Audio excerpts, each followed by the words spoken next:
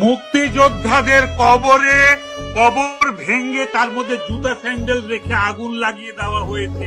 আগুন লাগিয়েছে এই ক্ষমতা দখলকারী সরকার এবং তাদের ক্যাডার। আপনি আর কি শুনতে চান?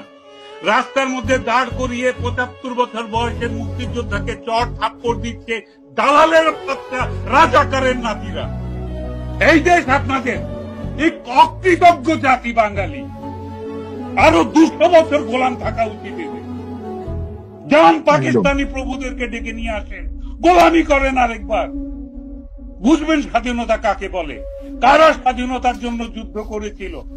রাস্তায় ইট পাটকেল মেরে আর হিজবুত তাহরির বুলেট দিয়ে আমেরিকান চক্রান্তে ক্ষমতা দখল করা যায়, দেশ স্বাধীন করা যায় না। আপনারা যদি বলেন আপনারা স্বাধীন করেছেন, তাহলে আপনারা অন্য কোন শক্তির অনুসারী, আপনারা আগ্রাসী, আপনারা বাংলাদেশ দখল করেছেন, স্বীকার করেন সে কথা যে আমরা দেশ দখল করে ফেলি। পবিত্র সংবিধান বদলে দিতে চান আপনারা কারা? কে আপনাদের ম্যান্ডেট দিয়েছে সংবিধান বদলে দিতে?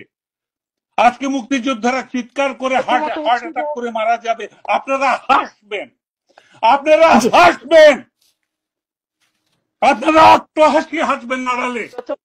আপনারা চিকেন রান চিবাতে চিবাতে আপনারা রাত্রেবেলা মদের গ্লাস খালি করবেন। চরিত্র দেখাতে আসবেন না চরিত্রহীন রাজনৈতিক দলেরা।